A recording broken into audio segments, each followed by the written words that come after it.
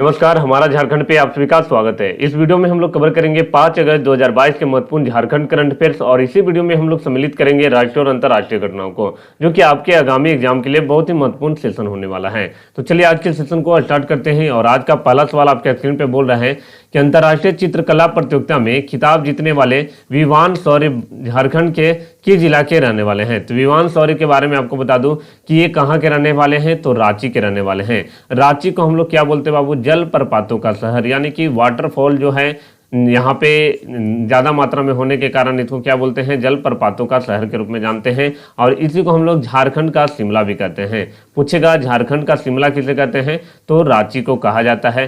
धनबाद को क्या बोलते हैं हम लोग, तो कोयला नगरी के रूप में जाना जाता है। कोयला नगरी के रूप में जमशेदपुर को क्या बोला जाता है, तो पिट्सबर्ग ऑफ इंडिया के नाम से जमशेदपुर को जाना जाता है। और जमशेदपुर पूछ देगा कि कौन सा जो जिला है उसका मुख्यालय है, तो आपको याद रहना है कि पूर्वी सिंहभूम का। पूर्वी सिंहभूम का अगर मुख्यालय पूछ दिया जाए तो क्या हो जाएगा, जमशेदपुर हो जाएगा। पलामू का अगर मुख्यालय पूछ दिया जाए कि कहाँ हो जाएगा, तो पलामू का मुख्यालय जो होता है ये डाल्टेनगंज होता है। तो डाल्टेनगंज जिला नहीं है, डाल्टेनगंज पलामू का क्या हो जाता है, मुख्यालय हो जाता है। जमशेदपुर का पुराना नाम पूछेगा तो क्या हो जाएगा, साकची हो जाएगा, साकची। अगर विवान शौर्य के बारे में आपको बता दूं कि हाल ही में ये जो है हेमंत सोरेन से मिले और वहाँ पे अपनी खुद की बनाई हुई पेंटिंग जो है वहाँ पे गिफ्ट के रूप में दिया। और हेमंत सोरेन जो कि झारखंड मुक्ति मोर्चा से संबंधित हैं और झारखंड के 11वें नंबर के सीएम भी हैं। और अभी बता दूं कि ये कहाँ से विधायक हैं, तो बरहेट से ये वर्तमान में विधायक है, ये भी आपको याद रखना होगा। झारखंड मुक्ति मोर्चा जो इन्होंने 2022 में पूछेगा कितनावां स्थापना दिवस मनाया, तो 50वां स्थापना दिवस मना लिया है। अगला सवाल 2 नंबर, रांची में आगामी 9 और 10 अगस्त को झारखंड जनजातीय महोत्सव का भव्य आयोजन किया जा रहा है। झारखंड जनजातीय महोत्सव 2022 के प्रतीक चिन्ह जो है इसका अनावरण किसने किया, तो इसका सही आंसर हेमंत सोरेन चला जाएगा, ऑप्शन नंबर बी हो जाएगा। अब देखिए झारखंड जनजातीय महोत्सव 2022 के लिए एक लोगो जारी किया गया है, इसलिए क्योंकि 9 अगस्त को हम लोग क्या मनाते हैं, विश्व आदिवासी दिवस, यानी कि 9 अगस्त को विश्व आदिवासी दिवस हर वर्ष मनाया जाता है, ये भी आपको याद रखना होगा।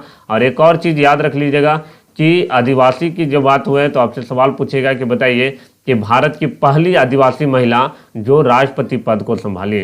तो भारत की पहली महिला राष्ट्रपति जो आदिवासी समुदाय से आती है, इनका नाम क्या था, तो द्रौपदी मुर्मू हो जाएंगे, द्रौपदी मुर्मू। और ये भारत के कितनवीं नंबर के राष्ट्रपति बने हैं, तो 15वीं नंबर के। इनसे पहले कौन थे, तो रामनाथ कोविंद थे। द्रौपदी मुर्मू अगर पूछेंगे कि अगर महिला वर्ग में अगर देखा जाए कि महिलाओं में कितनवें नंबर के हैं, तो महिलाओं में दूसरी राष्ट्रपति के रूप में है ये। और इनसे पहले कौन थे, तो प्रतिभा देवी सिंह पाटिल। जोभा मांझी कहाँ से विधायक है, ये भी पूछ सकता है, तो ये अभी मनोहरपुर से विधायक हैं और झारखंड कैबिनेट में मंत्री हैं। कौन से मंत्रालय के पूछेगा, तो बताइएगा महिला एवं बाल विकास मंत्रालय।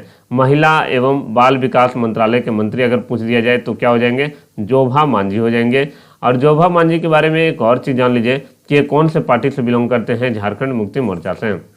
और अर्जुन मुंडा जो कि कौन से पार्टी से हैं, तो भारतीय जनता पार्टी से। और ये झारखंड के दूसरे नंबर के सीएम थे, यानी कि जो झारखंड है वहाँ पे दूसरे सीएम पूछ दिया जाए तो क्या हो जाएंगे, अर्जुन मुंडा, क्योंकि पहला जो सीएम थे वो कौन थे, बाबूलाल मरांडी हो जाएंगे। अगर दूसरा बोलेंगे तो अर्जुन मुंडा हो जाएंगे, तीसरा बोलेंगे तो शिबू सोरेन हो जाएंगे। ये सब जो है ना बेसिक चीज़ें हैं जो आपको पता होना चाहिए।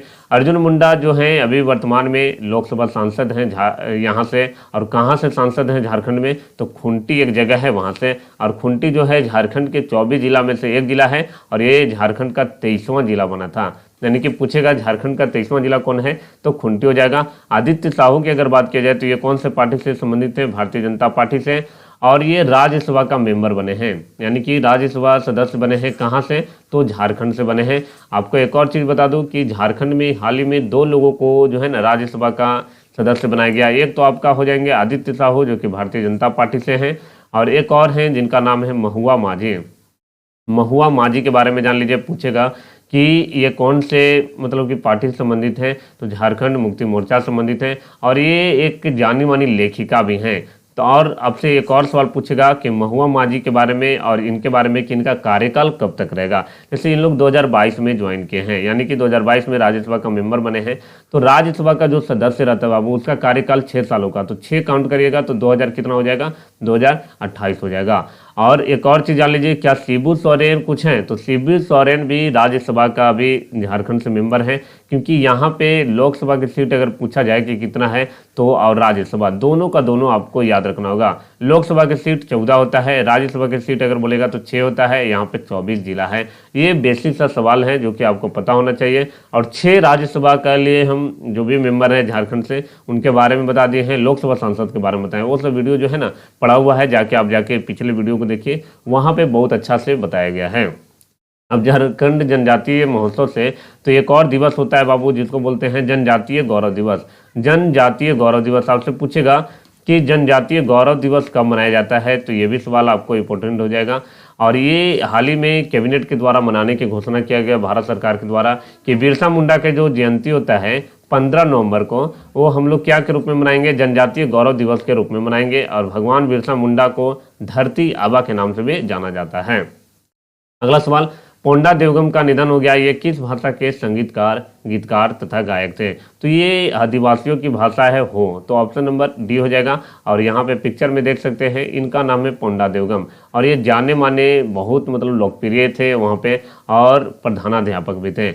और इनको 1990 के दशक में अपनी एक एल्बम निकाला था जिसका नाम था पुंडी दुदुलुम, से इनको पहचान, एक अलग पहचान मिला था। और ये नगाड़े और जो मांदल होता है उनको धुनों से इनको बहुत बड़ा लगाव था। अगला सवाल 4 नंबर, झारखंड विधानसभा के मानसून सत्र के दौरान किन विधेयक की मंजूरी प्रदान की गई, तो यहाँ पे कौशल विद्या उद्यमिता डिजिटल एवं स्किल विधेयक ये भी पास हुआ है। अजीम प्रेमजी विश्वविद्यालय विधेयक ये भी पास हुआ है। झारखंड उत्पाद संशोधन विधेयक ये भी पास हुआ है। तो क्या कथन ये सत्य है, तो जी हाँ, ये जितना भी दिया हुआ है तीनों का तीनों जो है, ये अभी मानसून सत्र चल रहा था जो कि खत्म हो गया है, उस समय इसको प्रस्तुत किया गया था। अब झारखंड विधानसभा की अगर बात की जाए तो अभी कितनवीं विधानसभा चल रहा है, तो 5वीं चल रहा है। और झारखंड विधानसभा से एक और सवाल आएगा कि अभी वर्तमान में अध्यक्ष बताइए कौन है, तो यहाँ पे अध्यक्ष जो हैं ये झारखंड मुक्ति मोर्चा से हैं, और इनका नाम क्या है, तो रविंद्र नाथ महतो, रविंद्र नाथ महतो। और ये कहाँ से विधायक हैं वर्तमान में, तो ये नाला एक जगह है वहाँ से है, नाला से वर्तमान में ये विधायक हैं। पूछेगा झारखंड विधानसभा में विधायक की अगर बात किया जाए यहाँ पे, तो सबसे कम उम्र की विधायक, सबसे कम उम्र की, और एक पूछेगा सबसे ज़्यादा उम्र की। सबसे ज़्यादा उम्र की अगर विधायक की अगर बात करें तो रामेश्वर उरांव हो जाएंगे। रामेश्वर उरांव कौन से पार्टी से हैं, तो ये कांग्रेस पार्टी से हैं। दोनों देखिए, एक ऐसा फैक्ट है जो आपको आसान थोड़ा बना देता है। जो सबसे कम उम्र की हैं इनका नाम है शिल्पी नेहा तिर्की, जो कि हाल ही में बनी है, शिल्पा नेहा तिर्की। और ये कौन से मतलब कि पार्टी से हैं, तो ये भी कांग्रेस का है। तो दोनों जो सबसे कम उम्र का, सबसे अभी वर्तमान में जो यहाँ पे विधानसभा चल रहा है, यहाँ पे 81 को विधायक हैं, और उसमें से एक के मात्र जो विधायक है जो आरजेडी पार्टी से, जिनका नाम है सत्यानंद भोक्ता, जो कि श्रम मंत्री हैं। और आपको शिल्पी नेहा तिर्की कहाँ से विधायक है, तो ये मांडर से हैं। मांडर में हाल ही में उपचुनाव हुआ था और ये जुलाई महीना में हुआ था। रामेश्वर उरांव की अगर बात की जाए, ये झारखंड सरकार में मंत्री भी हैं। कौन सा विभाग के, तो वित्त मंत्री हैं, वित्त मंत्री और वाणिज्य विभाग के मंत्री रामेश्वर उरांव हैं। पूछेगा ये कहाँ से विधायक हैं, तो लोहरदगा से हैं, लोहरदगा से वर्तमान में ये विधायक हैं। ये भी चीज़ें याद रखना है।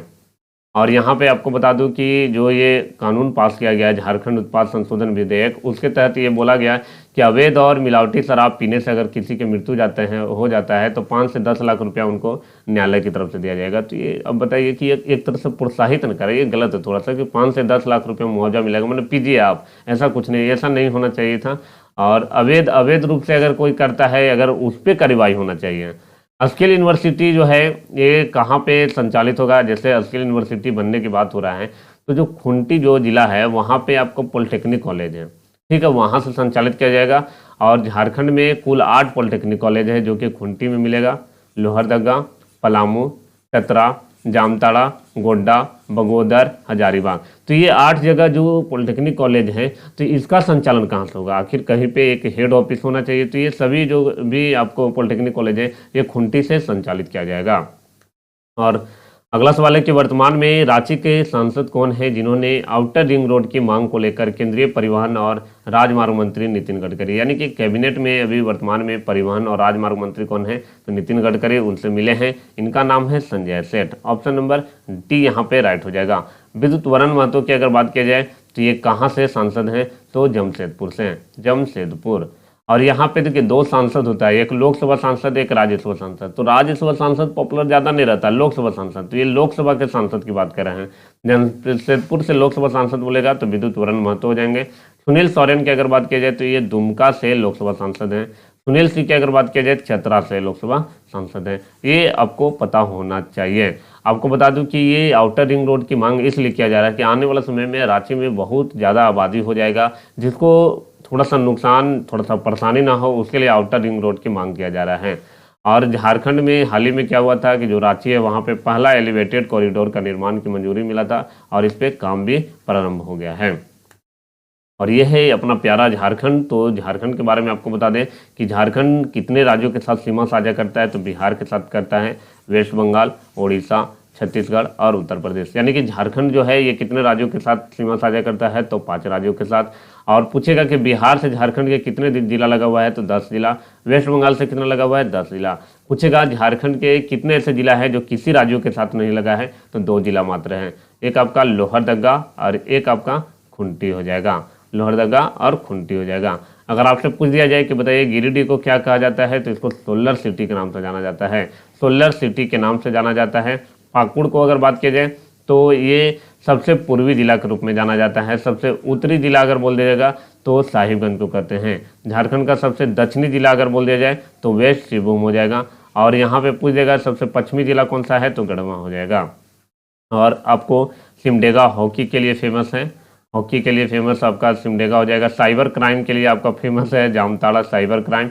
देव की भूमि या देवी देवताओं की भूमि के रूप में देवघर को जाना जाता है। यहाँ पे हर साल जो है श्रावणी मेला भी लगता है। यहाँ पे भगवान शिव के जो 12 ज्योतिर्लिंग हैं पूरे भारतवर्ष में फैला हुआ, एक ज्योतिर्लिंग आपका देवघर में भी स्थित है।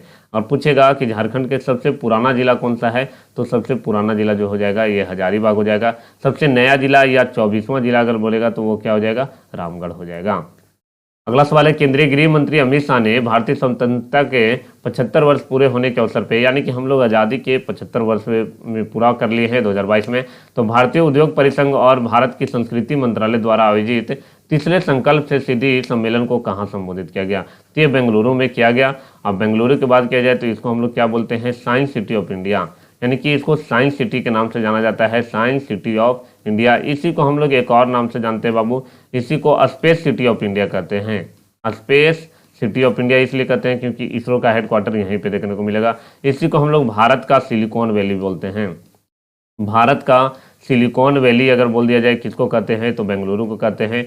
और एक और चीज़ जान लीजिए, जयपुर को क्या कहते हैं, तो जयपुर को हम लोग कहते हैं बाबू, इसको पिंक सिटी के नाम से जानते हैं, यानी कि गुलाबी शहर के रूप में जाना जाता है। लखनऊ को कहा जाता है, नवाबों का शहर कहा जाता है। तो कभी कभी निक नेम से भी सवाल आ जाता है, यानी कि नवाबों का शहर किसे कहा जाता है, ऑप्शन में आपका एक क्या लगेगा, लखनऊ। अगर निजाम का शहर कह देगा तो निजामों का शहर, निजामों का शहर अगर पूछ दिया जाए तो हैदराबाद को कहेंगे। और हैदराबाद को मोतियों का शहर भी कहते हैं, मोतियों का शहर।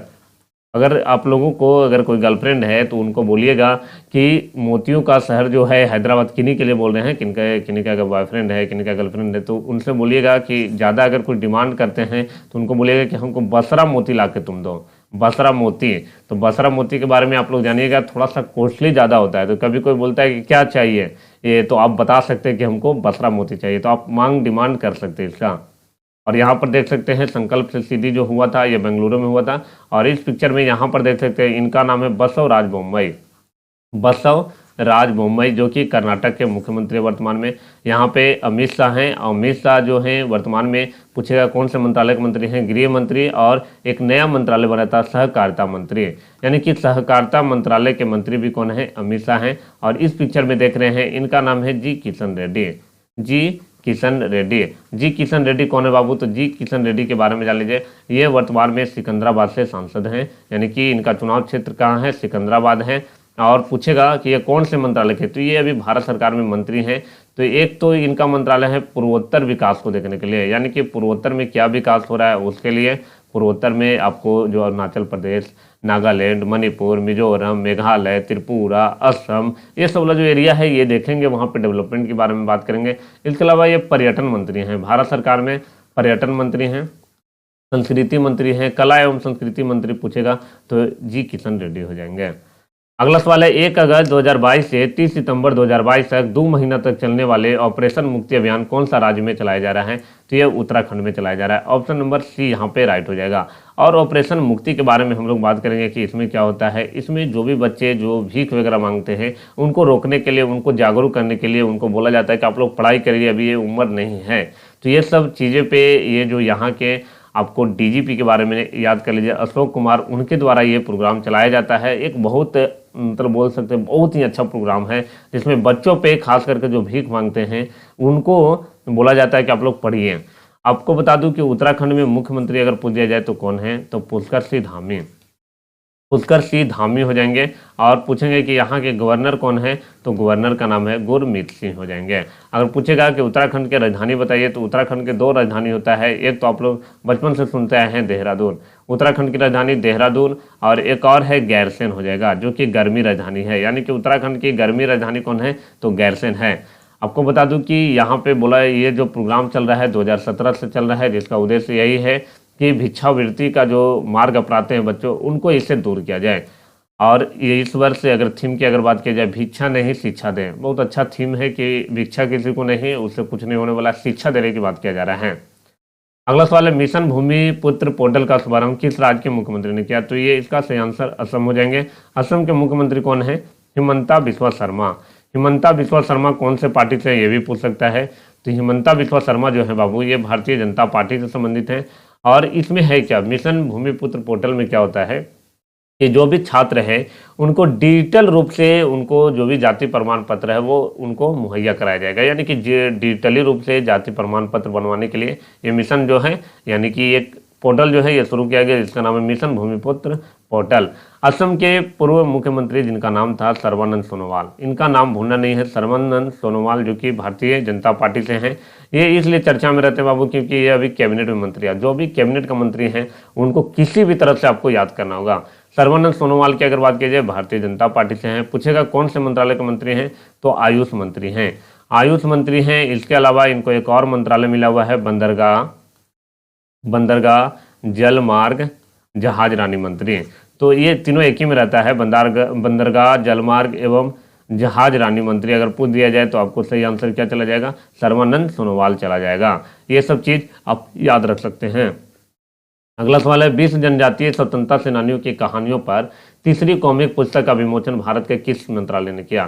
तो 20 जनजातीय स्वतंत्रता सेनानी के बारे में इसमें जो भी कहानी है ये महिलाओं के बारे में भी है, पुरुषों के बारे में है। उन बहादुर पुरुष और महिलाओं का है जिन्होंने जनजातीय समुदाय को जागरूक किया कि जो भी हमारे पे अत्याचार हो रहा है उसके खिलाफ बोलने के लिए इन्होंने जागरूक किया।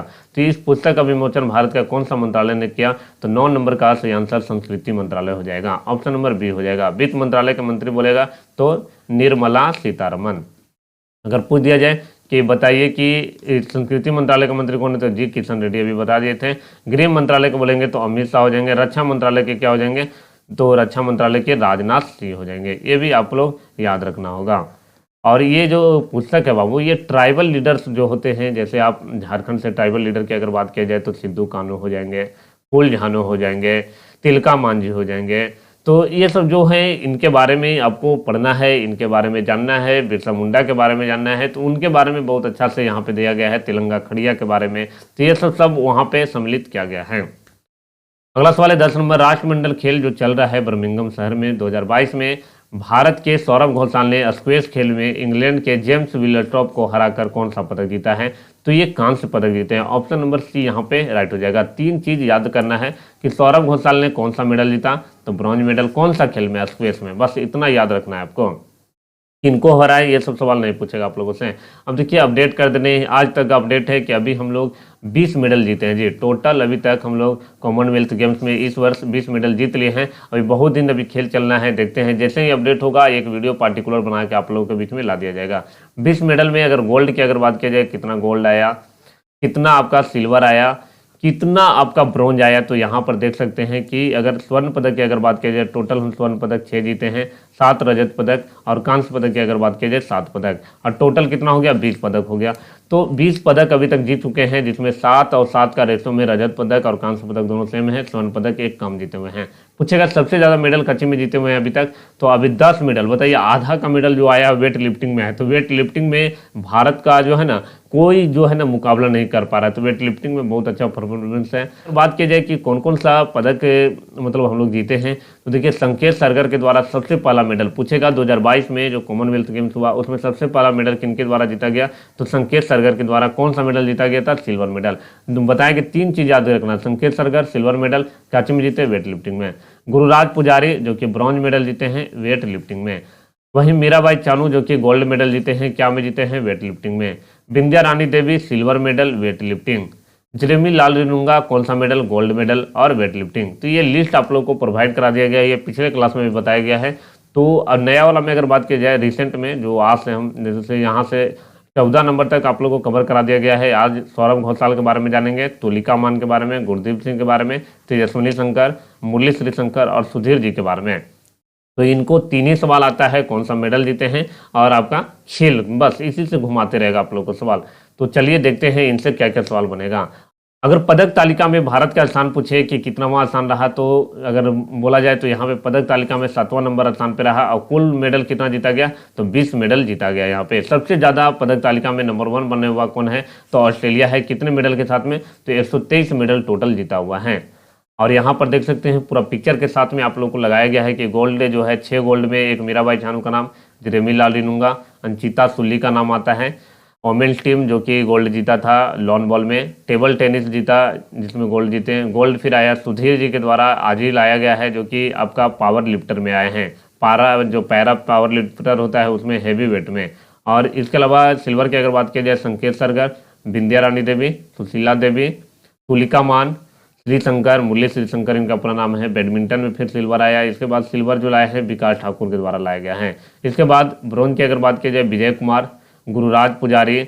इसके बाद आपका हरजिंदर कौर हो जाएंगे जो कि ब्रॉन्ज मेडल जीता है। ब्रॉन्ज में सौरभ घोषाल, तेजस्विनी शंकर ब्रॉन्ज मेडल, फिर गुरदीप सिंह ब्रॉन्ज मेडल। इसके बाद लवप्रीत सिंह का नाम नहीं भूलना है, इन्होंने भी ब्रॉन्ज जीता है। तो टोटल 20 लिस्ट आप लोगों को दिया गया है। इसका PDF प्राप्त करने के लिए आप जाइएगा टेलीग्राम चैनल पे, वहाँ पे सर्च करिएगा, हमारा झारखंड वहाँ पे मिल जाएगा।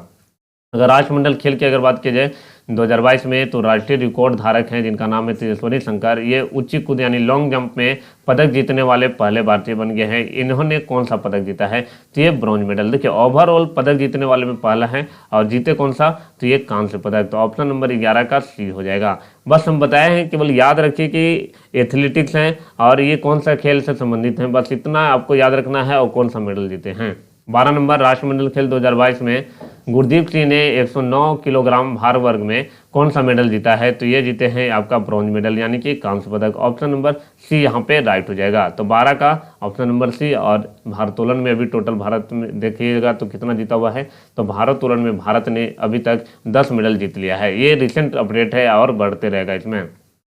अगला सवाल है कॉमनवेल्थ गेम्स 2022 में जूडो खेल में जो है तुलिका मान ने कौन सा पदक जीता है, तो तुलिका मान ने रजत पदक जीता है। तो ऑप्शन नंबर B यहाँ पे राइट हो जाएगा।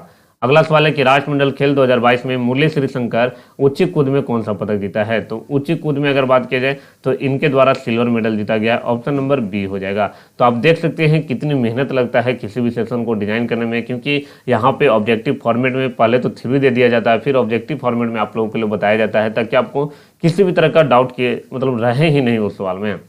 अगला सवाल 15 नंबर राष्ट्रमंडल खेल 2022 में पैरा पावर लिफ्टर में सुधीर ने मेंस हेवी वेट में कौन सा पदक जीता, तो पैरा पावर लिफ्टर में सुधीर की अगर बात की जाए हेवी वेट में, तो इनके द्वारा गोल्ड मेडल जीता गया है। तो ऑप्शन नंबर A यहाँ पे राइट हो जाएगा। और ये VVI सवाल रहेगा आपके लिए।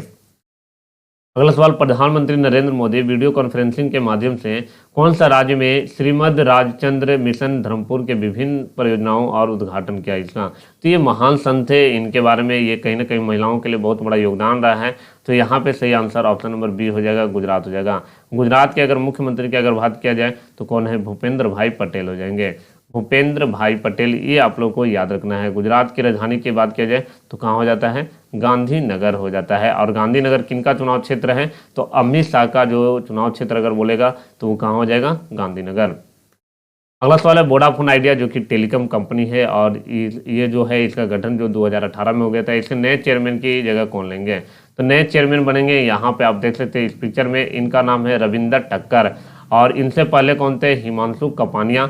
और इनका जो कार्यकाल जो है ये 19 अगस्त को खत्म हो जाएगा, मतलब ये हट जाएंगे तो फिर बन जाएंगे रविंद्र टक्कर।